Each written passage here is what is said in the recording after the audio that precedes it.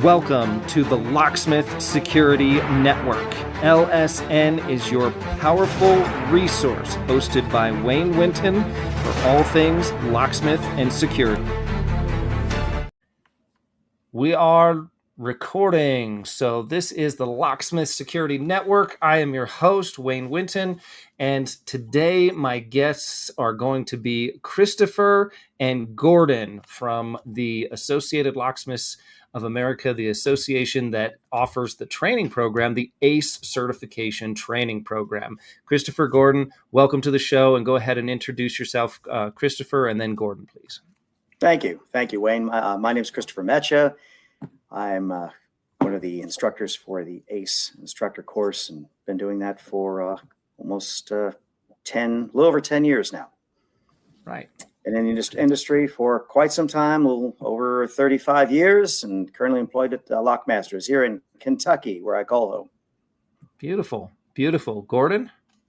Thank you, Wayne. So Gordon Malczewski, certified professional locksmith.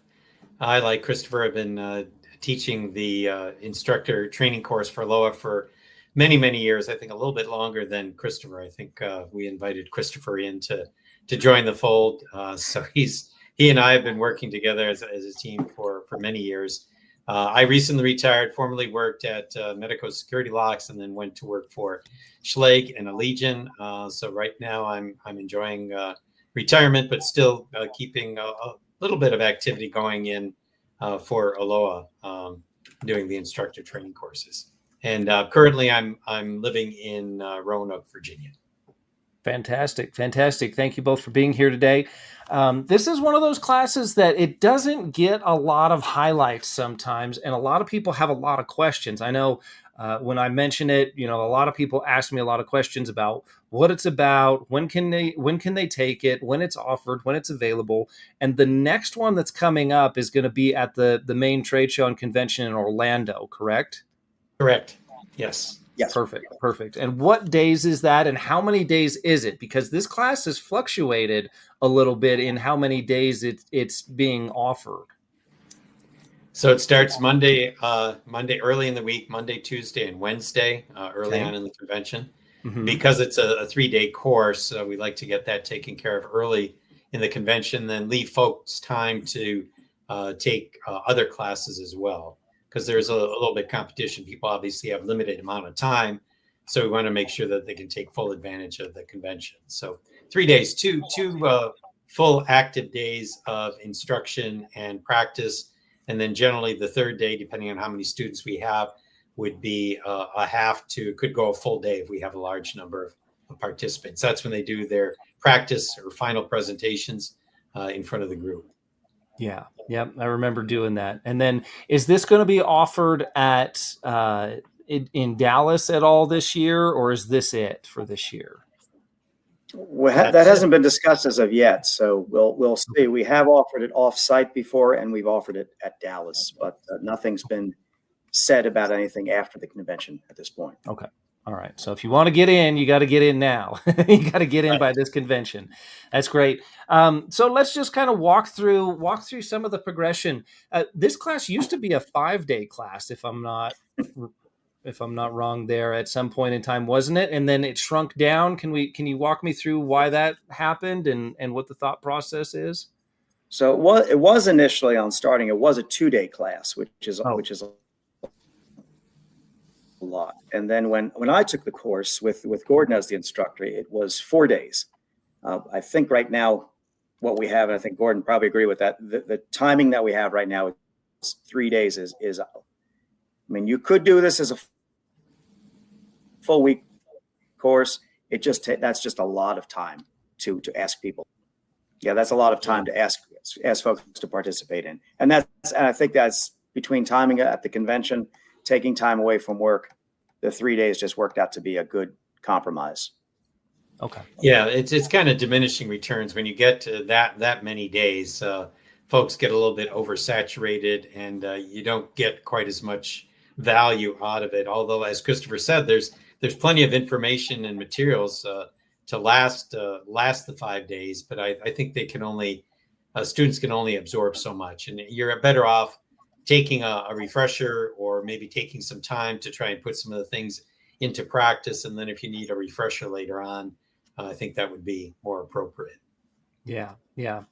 Yeah, that's great. That's great. And I do think 3 days is probably just about right, simply because, like you said, you're kind of drinking from a fire hose after 3 days. Most of it is just spraying off the side of your face. There's so much that you're trying to absorb and take notes, and then you're nervous and you're writing things down and you're trying to come up with your class, and then you're kind of trying to respect the other students as well, and you're all trying to work together. I mean, it's a tremendous amount of information to try and squeeze into that very, very, short amount of time there. But it's really a great class, and I really hope that people are considering taking it. I mean, we really need some fresh classes. We need some fresh instructors. We need some new people to bring to the table some unique classes for the association and for the trade show. And that was one of the things that I was really excited to bring to the table was, hey, once I get this certification under my belt, I really enjoy teaching. I really enjoy working with students. And I'm at that point in my career now where I could really care less about rekeying the next, pin tumbler lock, you know what I mean? But like watching somebody else, like watching the students at the FOL class or the fundamentals class, like watching their brain kind of click, like that's what I like now. I like seeing the smiles on their faces, and I like seeing things click with them, or then showing them something to help it click. So it's really a great opportunity for anybody that's an association. I don't even think you have to be a member. You don't have to be a member to take the class, do you? No, you do not. Okay. Yeah. So if you're not a member, you can take it. Obviously, we would encourage you to try and become a member. And then it's also highly encouraged to design classes like right away, keep that momentum going, get your certification, and then start putting that first class together, and then submit it when they do call for presentation for the next event. And, then you can get your name out there. You can start to see those different things happen. So walk me through the process a little bit more. I've been through it, but let's let everybody else know. So you take the course, you sign up. They would sign up for your 3-day course in Orlando. They would take the class with the both of you. You're both teaching that class at the same time, correct? Correct. Mm-hmm. How many students are allowed? Well, I guess we can go as high as 16. We Okay. try to keep it on the small side, just because it takes a long time to get through the final presentations. Okay. But of course, there's cost issues involved. So we've got to reach a happy medium when it comes to that. So I think 12 is probably ideal, but we'll go up, I think, as much as 16. I think we actually had a very large class at Lockmasters that really was a little bit challenging trying to fit it in the 3 days. We were going full speed trying to get through all the practice presentations at the end. So, but that being said, you do get a lot more interaction during in a larger class. People can observe what other instructors are doing or what their techniques are. And it's interesting because as they get through the class and after they get through their final presentation, then all of a sudden they become expert critiquers on other instrumtors. They can readily point out the positive and negative aspects of their presentation styles. It's very effective. They learn a lot from watching the other students do their final presentation. That's kind of wraps everything up, pulls everything together at the very end so they can actually start using it. They're going to be the greatest critics after they finish the class. When they go to other classes, they're going to be very, very observant in critiquing other instructors. But that's a good thing because they can learn from them. Absolutely. I agree with that. Go ahead, Chris. Yes. Keeps us all on our toes. Yeah, keeps everybody on their toes. I find myself doing that now when I'm taking somebody else's class. I'm like, where's the where's the ahs, where's the, how organized are you? Are you staying on time? Those are some of the main things. And that's really what I'd like to point out as well from my experience. It was the most important factors that I really got out of it. Like the three big, huge takeaways were making sure that you're prepared, making sure that you're on time, both starting you are instructing, so you need to be there before everybody else, and you need to make sure that everything's set up and everything's working, and all your audio visuals working, and everything is going according to plan, because it's technology. And guess what? Technology fails. it will fail. It's not if, it's when. I can't tell you how many times I've showed up to a class and the internet didn't work, or the projector didn't work, or the computer totally, bailed on me, or something devastating happened, and you're able to recover from that. And that's really what matters most, along with stopping and making sure that they get a full day, making sure they get all the education that they wanted, and that you're there providing that as an instructor. And that if they want to stay late, even, offering to stay late and work with some students that may have been struggling, I at least tend to try and do that. And I know you guys do as well.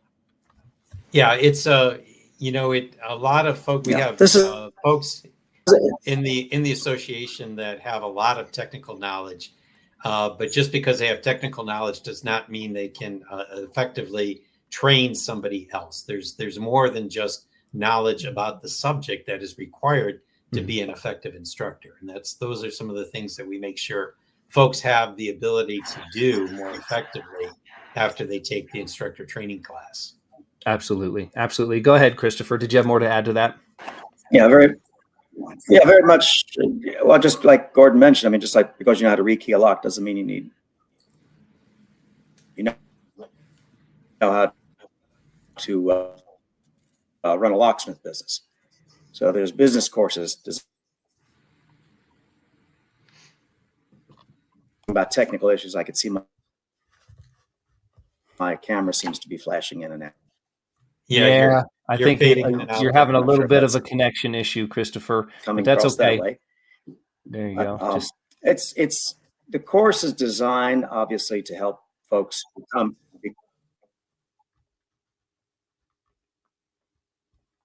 We back? You're back. Go ahead. So am I coming through? Am I coming through good? So I guess I'll get to the one point I wanted to make is that this course is certainly beneficial for those as far as boosting confidence, helping people get up in front of others, even if it's presentation, working with your employees as a man. Certainly as an association, this really helps folks with instructing, put things together, learning to put a class together, and helping to take the information that you have and giving it to others. Got so many opportunities and so many people with vast amounts of knowledge. They just want to share it. It gives them an opportunity to do that. Right. Yeah. It really is. I don't want to say it's in the league of being life-changing, but when you get through that course, that is a tremendous accomplishment. People feel very proud, and rightly so, that they've successfully gotten through the 2 days of training. They've gotten through their final presentation, and they should be proud, because they are not only getting out in front of a crowd and speaking, but they're also doing it in front of their cohorts, so the other folks in the industry. So they're amongst other experts in the industry. So when you're speaking in front of your peers, I think that's an even greater challenge. So when you get through it, that represents a milestone, a very important accomplishment that they've gone through when certainly a great sense of accomplishment. Yes. Yeah, I know when I got mine's back there. I don't have my background on, but I got a whole wall full of plaques and all kinds of stuff back there. And that is by far the crown jewel of all of them to me. And it has some more, I don't know, Christopher, do you remember the class that I was in with you? Do you remember some of the issues that had happened? I mean, it was just to give people a little confidence booster. I do. My experience was not smooth at all. It was awful. I mean, the class was great, but my personal experience was awful. And what happened is we were down in Dallas, and I put everything together, and you have to come up with a class that is not locksmith related. It has to be another subject that is totally unrelated to the field in the industry.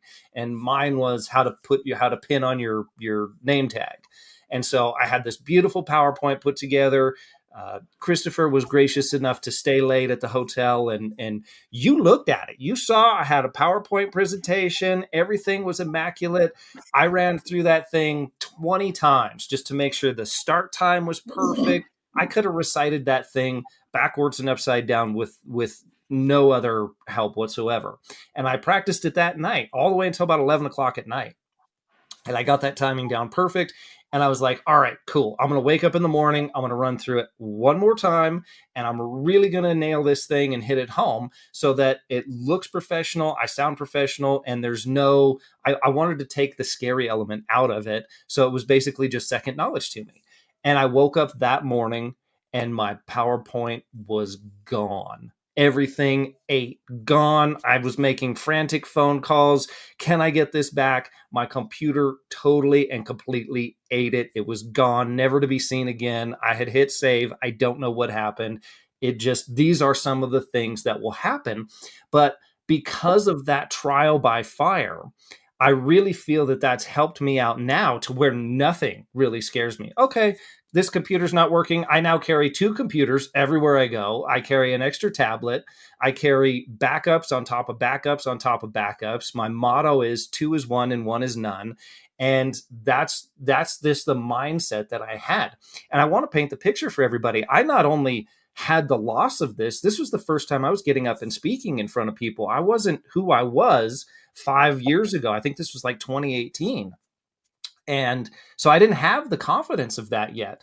And so we had already drawn which position we were going to be in. And I think I was like second. And so I told Christopher, I was like, look, dude, can you help me find this? He couldn't help me find it. It was just gone. He knew I had it. He knew I had everything there.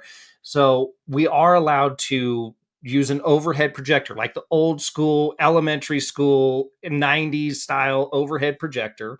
And so literally I rewrote the entire class by hand right there in class as other students are going. And I'm trying to pay attention to them, to be respectful for them, because we have to review them. That's part of it too. And I literally hand wrote everything back out by hand and put it on the projector and did a projector presentation and still hit the timing on start time, end time, and everything, and still ended up passing the class. This is while other people got such stage fright. 2 people walked out of the class and another person got sick and wasn't able to go up there, and really kind of separated, who's really ready to do this and who's not. And if you're not ready, you're not ready. It's not any kind of discredit to them. They just weren't ready for that amount of pressure. But people who had fully ready presentations that were ready to go and fully automated and on the computer and beautiful, they were still walking out of the classroom. And I had nothing, absolutely nothing but handwritten notes to put on an overhead projector and still go ahead and power through that to make sure that we got through on the other side. I just told myself failure's not an option. I burned the boats and we're going to do it and we're going to present it. And I'll rather fail trying to get this done rather than just walk away from it. So anybody else out there, please. The show must go on. The show must go on. No matter what other calamities befall you as the instructor, it's your job to teach. Yep. And the show must go on. You have to be creative. You've got to come up with alternate solutions to get the information across. Yep. We oftentimes say that you should be able to do the presentation without any kind of audiovisual. You should be able to have enough knowledge to speak. Now, it may not be ideal, but you should be at least prepared to do that. I mean, I've had a set up for a class, and the morning of the class was set up, walked down the hall to the restroom, came back, and my laptop was stolen. So I had absolutely no time. But one of the things that I do, and we give these tips to the students, and those tips are very important, because you're dealing with Christopher and I that have done this many, many years. When I'm working on a presentation, if it's involved, I will back up immediately to a thumb drive. Yep. So as I save my PowerPoint on the laptop, and I save a copy to my thumb drive, as I'm creating the presentations, things like that. It's also something else I used to do. I would set 2 alarm clocks. Could have a battery fail, and furthermore, I'll take 2 different brands. So if I'm in a different city and I set one the wrong way because I'm not familiar with the buttons, chances are we'll set the other one correctly. You got time zone changes you have to take into consideration. Don't rely on the front desk because sometimes they never call. Right. So there's a lot of tips like that we go through the class to make sure folks are comfortable, are prepared, and that they are truly professional. This class will help set individuals apart from a mediocre instructor to an expert professional instructor. Yes. And that's what we're looking for as an organization, is that we want the students to go on to instruct to the ALOA standard, to a certain level. That's not expected. Students taking classes can tell whether or not the instructor's prepared. Yep. And so that's why we teach in this course, make sure you're prepared, make sure you have a backup, make sure you have a backup drive, another way of instructing. Yep. Because that's, when they're paying for classes, this is not, the courses are not inexpensive. So we want their students to get our money's worth when they're taking anything, whether it's an automotive class, whether it's a hardware class, whatever it may be. Absolutely. And that being said, we help now. We changed the philosophy in the last few years. Before it was kind of a boot camp. We've kind of changed the philosophy. We're there to assist the students. We want them to be successful. We're not going to make things any more difficult than just getting up in front of a group and speaking. That puts more than enough pressure on a student. So we're there to coach them, to encourage them, to help them, to ensure that they are successful. So this is not a boot camp, although it may feel like it. We're not drill instructors, but we will share a lot of information, a lot of knowledge, give plenty of techniques for the students to be extremely effective and successful. Yes. And now that I look back on it, actually going through the class, now after I was done, I was able to reflect. Okay, well, this is why Christopher set it up this way. This is why we started here. This is why we ended here on this day. This is why we picked up here on this day. This is why we did this. And it's just so precise and so crisp and so clean that the class itself, just taking the class itself, gives you a very, very, very good hands-on, in-depth immersion foundation for what you should be striving to put your classes together as well, so that it looks very well like uniform. Like if you take an ALOA class from an ALOA certified instructor, that should have a very, very high standard. And that's what I think both of you gentlemen do an extremely good job at. So thank you for both of you for building this and putting it on. I know nobody's going to get rich, teaching for the association by any means. So a lot of it's volunteer, and a lot of people with expenses and time, there's not really anything to be made. You guys are doing this because you love teaching and you love seeing the students come through as well, I'm betting. Yeah, we want to give back. For me, because I am retired in that, and I've had so much success in the industry. This is an opportunity for me to give back. And I've got a technical knowledge, but I've got even more instructor training experience that I think, and I can certainly relate to any of the topics that students might be preparing for. But it's the instructional experience that I think I can really share a lot of experience, a lot of best case scenarios, tips and techniques to make the instructor more effective and to make it easier to, like you said, Wayne, to keep you from having to scramble, or what do you do when a computer crashes or your materials don't arrive. You've got to either have a backup plan, or you got to think quick on your feet. What are you going to do? I had a situation where I knew training materials were not going to arrive till later in the morning.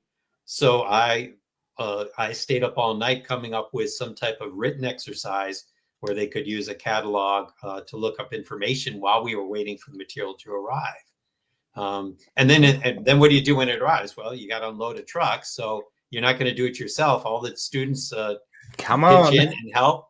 And before you know it, there's always things that go wrong, and that's okay. But you've got to be prepared. You've got to have a backup plan. And certainly with technology, you've got to have a backup for a backup.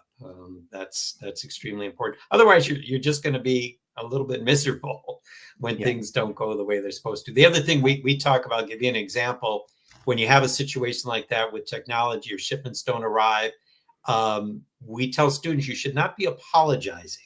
You want to acknowledge the situation, and you want to thank them for their understanding and rolling with the punches and making the best of the situation. We find some individuals are always, I'm sorry, I'm so nervous, or I'm sorry I'm off to a late start, or I'm sorry it's too cold in the room.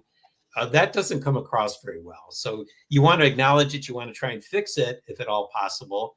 But you thank the students for hanging in there and being a trooper and just rolling with the punches and making the best of the situation. So things like that. It's much like doing a stage production. If there's a singer misses a note, he's not going to stop and pause and say, sorry, I missed that. Or if they're at a play and someone misses a line, they don't pause. It's the same thing when you're running a class. You just continue on, and the students don't realize it.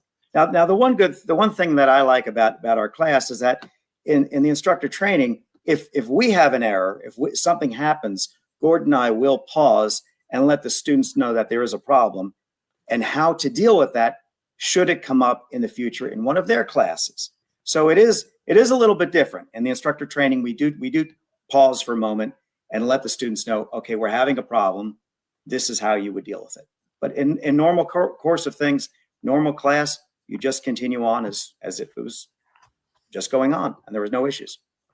Absolutely. The instructor leads the class and you control the narrative. If you draw attention and bring it into a negative connotation and kind of start wigging out, oh my goodness, I can't believe the shipping company, the blah, blah, blah hotel, and this and that and this and that, you're setting the tone and you're setting the energy for them to then get upset. If they see you getting upset, then they're going to start to get upset as well, where it's your job to, hey, you know what? We sent out the stuff early, and unfortunately, just like everybody here has experienced, the shipping company had some delays, and we're trying to get this here as soon as possible. Tracking says that our truck's going to show up at 11 o'clock, and then we as a class, we'll get up and we'll go empty the truck and we'll go grab our supplies, and then we'll begin there. And until then, I've actually prepared some bonus material for you, and you can put that positive spin on it. Really, it's, oh crap, it's my last minute, I put this together, but this is our awesome bonus material that other classes don't even get. You can put that positive spin on it, and it's your job as the instructor. You are the leader. You are running that class. It is your class to either take to new heights or sink to the bottom like the Titanic. It's your opportunity to do so. And you also have an option there. If something does not arrive, students probably don't know that was supposed to be part of the class. So if you don't even tell them, they won't be disappointed. Yep. So that's another way of handling it. So those are, once again, those important techniques that we point out during the class, in addition to everything else, like how do you do a task analysis, which sounds kind of obscure, but it really helps you make sure that you're bringing things down to a very basic level when you're designing a course, where you don't take anything for granted, where you take it for granted somebody knows something. And that's one of the reasons why we use something that's not block related. We tell folks, whatever topic you're working with as far as your final presentation, pretend you're giving it to somebody that's never seen this, never seen that name badge, never seen a rubber band before. You don't take anything for granted. You talk about the color and the texture and the material, and whether it springs or rotates or twists or turns. Those are all characteristics of the part that you need to point out. And that's why we go through a parts listing as far as the PowerPoint presentation, where they go through all the names of the parts, what their characteristics are, what their role is, or what they're used for. So all of those things we ask students to consider, and this will help students as they're preparing new courses for ALOA, to make sure it's on a level they can understand. The mistake a lot of instructors make is, because they have so much knowledge, they either do one of two things. They take things for granted, or they do an information over a dump. They dump all the information on the students, and it's too much for them to handle. And it's a lot, maybe a nice to know, but not a need to know. Those are things we talk about during the course as well. Yeah. No, that's absolutely perfect. And I agree with all the things you said. We're coming up on about a half hour now. To anybody else out there who's thinking about becoming an instructor, if you've ever thought about it, if you've wanted to share your knowledge, this is what the industry is about. And you really have an opportunity to go from student going to these trade shows and elevate yourself and jump into a whole nother realm that is just so satisfying and so I just feel filled up when I'm able to give that knowledge to these other students and just help them out and work with them. And again, I love my trial by fire. I love my trial by baptism by fire. It's made me so much harder now that nothing can faze me. Everything can fall apart. And I know that I will be able to put something together. I will be able to entertain and educate these guys for whatever we need to do.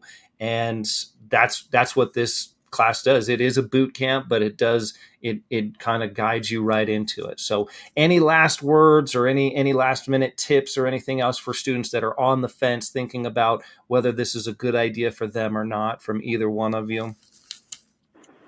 I think they just reach out to us in some way, whether it's ALOA, yourself, Wayne, myself, or Gordon, and or anyone that's taken this course before. Yeah. I would just say to do it. It's a great experience. It may be a little bit challenging in that, but it is well worth it. There's a lot of useful, practical information that can help you make more professional and allow you to share your knowledge with the rest of the industry. Absolutely.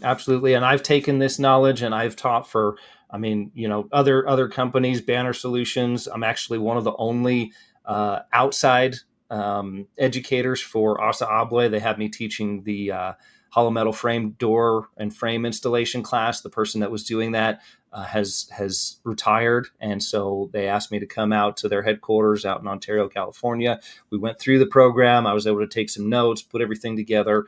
I was working with Guy T. Robinson, and we just did our first one last about 2 months ago, and it was fantastic. So it really opens up a lot of doors for you as an instructor and a lot of opportunities through ALOA. I always like to offer classes for ALOA in both on-demand Zoom format or the live format, and then other associations as well. This is hands down one of the best things I've ever done. So thank you to both of you, sincerely. You're very welcome. Thank you. Thank you for having us. Yes, sir. All righty. We'll call that a wrap. And thank you, gentlemen, for joining us here. I'm going to end the recording. Welcome to the Locksmith Security Network. LSN is your powerful resource, hosted by Wayne Winton for all things locksmith and security.